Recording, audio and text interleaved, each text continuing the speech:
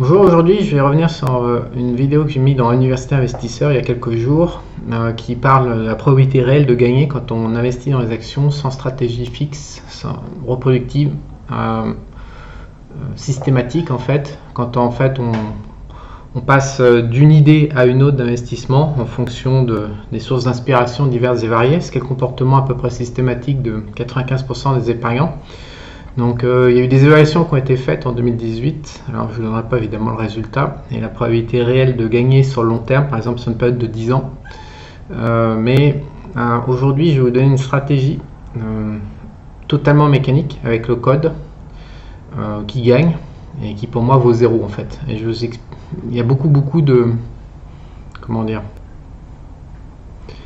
beaucoup de gens aujourd'hui, de mon point de vue, n'ont pas conscience du risque et n'ont pas conscience que de la forme de l'économie et des indices boursiers résultent les résultats des stratégies.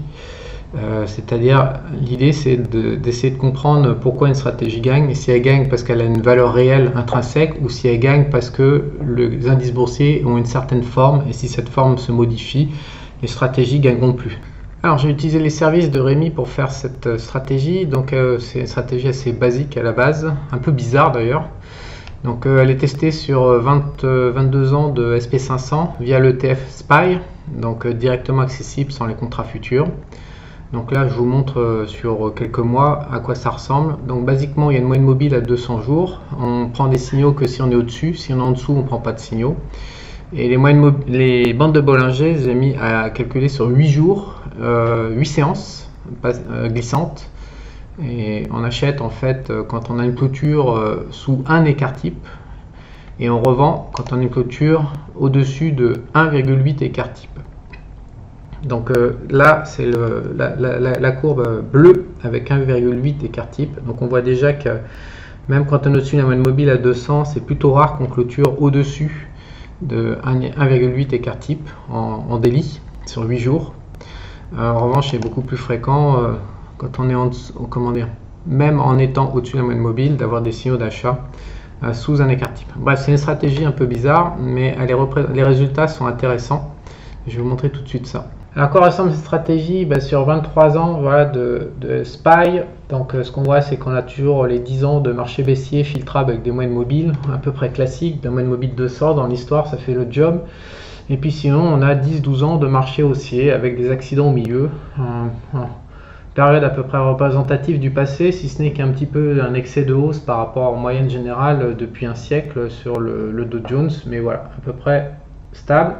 Donc là on voit les signaux un par un de cette stratégie dont je vais vous montrer le code. Donc on voit qu'il n'y a pas beaucoup de signaux. Alors, on va voir dans le détail les signaux évalués par ProAltame. Donc le code c'est le suivant. On définit déjà l'écart type à 1 plus 1 pour l'achat et à plus 1,8 pour la vente. La période de calcul 8. Voilà, après on met en place le système de Bollinger. Si on est dessous, dessus, ça devient un signal d'achat, un signal de vente. Puis après, si on n'a pas de position qu'un signal de vente, on achète et on revend avec les conditions pour revendre. Alors qu'est-ce que donnent les résultats? Donc ça, je vais vous passer le rapport brut sans filtrage de moyenne mobile. De toute façon, ça ne varie pas beaucoup, si ce n'est le temps présent dans le marché. Ici, 63%. Quand on commence à filtrer, il commence à descendre. Voilà, donc avec le profil moyenne mobile de 100, le temps dans le marché est beaucoup moins important, 47%. Et en fait, c'est une stratégie très bizarre parce qu'elle passe beaucoup de temps dans le marché. C'est vraiment pas du trading, c'est plutôt pour moi 29 séances, 29 jours. Alors je sais pas si pour Altin c'est des jours ouvrés de séances ou des jours au calendaire, mais toujours est-il que c'est une stratégie qui est en moyenne voilà, quasiment un mois ou un mois et demi si c'est des jours ouvrés, et 46 jours, donc quasiment 2 mois ou 3 mois si c'est des jours calendaires pour les positions perdantes. Donc c'est une position tous les 2 mois, sachant que la moitié du temps on n'y est pas dedans. Les performances sont pas mal, taux de réussite 71%, donc ça pourrait séduire, mais je vous rappelle que les probabilités d'être en hausse sur les SP500 en monthly, justement je crois que c'est 66%, donc on est tout juste au-dessus de la probabilité moyenne d'espoir de gain, donc un petit gain de taux de réussite par rapport à de timing, un petit apport de timing par rapport à l'efficience normale des marchés. Ça c'est bien, 2,02, c'est-à-dire quand on gagne 2, quand on perd 1. Le rapport entre les gains moyens et les pertes moyennes sont pas mal. La performance c'est 5% par an, sachant qu'on est la moitié du temps hors du marché, donc on est sur une base de 10%, et ça pourrait être acceptable en stratégie de fonds de portefeuille. Mais moi ce qui me dérange pertinemment sur la stratégie, c'est qu'en fait, le drawdown max qui est évalué en dollars malheureusement et non pas en pourcentage, qui est pour moi un énorme inconvénient pour L-Time, mais passons, il est de 100 $, ce qui est beaucoup trop par rapport à l'espoir de gain.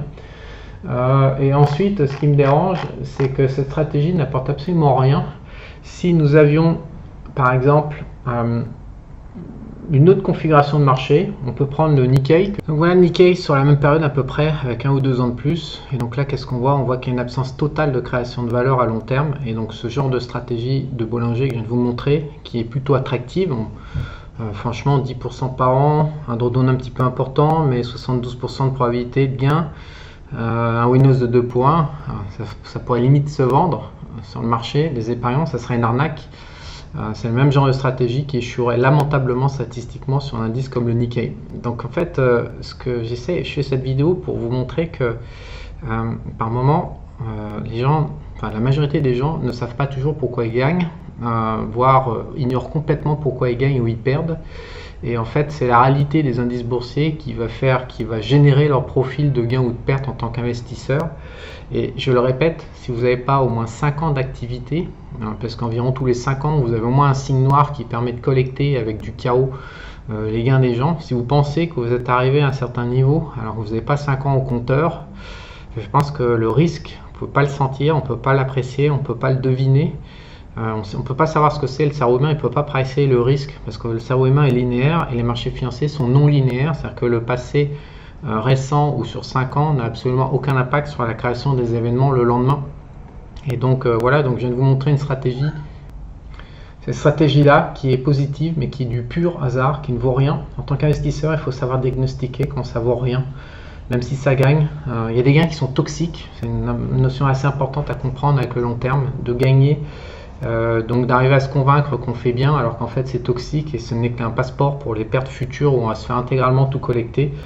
Je pense que chacune de nos actions en tant qu'investisseur ou trader doivent être testées au moins contre le passé pour pouvoir évaluer si c'est pertinent ou pas. Alors en conclusion, vous doutez bien que la probabilité réelle de gagner en investissement à long terme, ce qui défie les cerveaux et puis l'ego des gens, vous doutez bien que cette probabilité elle est assez faible. Je ne donnerai pas encore une fois le montant. Je sais très bien que ma vidéo qui dure probablement une demi-heure ne va pas convaincre grand monde et ne changera probablement aucun comportement parmi tous les clients qui sont maintenant, je ne sais plus, il y a un groupe avec 250 personnes actives sur l'université investisseur.